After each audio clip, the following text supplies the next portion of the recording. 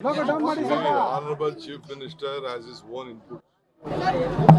He has got information from the various sources. So he has taken a political decision in the interest of the party. For party, discipline is more important. He was asked to go to Davangere and ask the candidate to make him resign.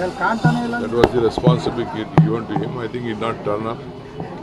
I think he has got some valid information. I think he has taken a big part. Sir, today Minister Jamir Ahmad had a meeting with the Chief Minister. So he had a more discussion regarding the Davangere. I am not aware of it. I am not aware of it. ಯಾರೆಲ್ಲ ಚಟುವಟಿಕೆಗಳನ್ನ ಮಾಡಿದ್ದಾರೆ ಅವರಿಗೆ ಇಂಥ ಕ್ರಮ fix ಅನ್ನುವಂತ ಸಂದೇಶನ sir.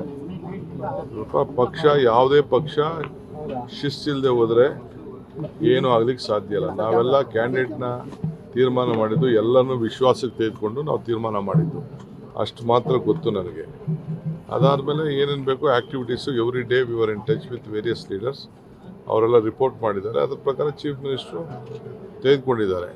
ಆ ಜಮೀರ್ ಇವರು ಕೂಡ ಅವ್ರು ಯಾರು MLC ಇವರು ಕೂಡ ಅವರು ಅಲ್ಲ ಇನ್ನೊಬ್ಬರು ಜಬ್ಬಾರ್ ಅವರು ಕೂಡ ನಾವು ಡಿಸಿಷನ್ ತಗೊಳ್ಳೋಷ್ಟೊತ್ತಿಗೆ ಅವರಿಗೆ ರೆಸಿಗ್ನೇಷನ್ ಕೊಟ್ಟಿದ್ದಾರೆ.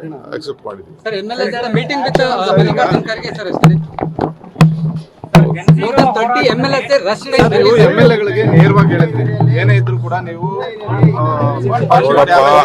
ಮೀಟಿಂಗ್ ಮಾಡೋದು ತಪ್ಪಿಲ್ಲ, ಕೇಳೋದು ತಪ್ಪಿಲ್ಲ, ಕೇಳಲಿ. ಬೇರೆ ಪಾರ್ಟಿಗೆ ಭಾಳ ಡಿಸಿಪ್ಲಿನ್ ಆಗಿ ಇರಬೇಕಷ್ಟೇ. That is my request. All are our colleagues ಭಾಳ ಶಿಸ್ತಿನಲ್ಲಿ ಇರಬೇಕು. ಸುಮ್ಮನೆ ಪೇಪರು ಮೀಡಿಯಾವರವರು ನೀವು ಎಲ್ಲ ಕ್ರಾಸ್ ಕ್ವಶನ್ ಕೇಳ್ತಾ ಇರ್ತೀರಿ. ಅದಕ್ಕೆಲ್ಲ ನೀವೆಲ್ಲ ಹುಷಾರಾಗಿರಿ ಅಂತ ಅವ್ರಿಗೆಲ್ಲ ಹೇಳಿದ್ದೀನಿ ನಾನು. Sir, more than 30 MLAs.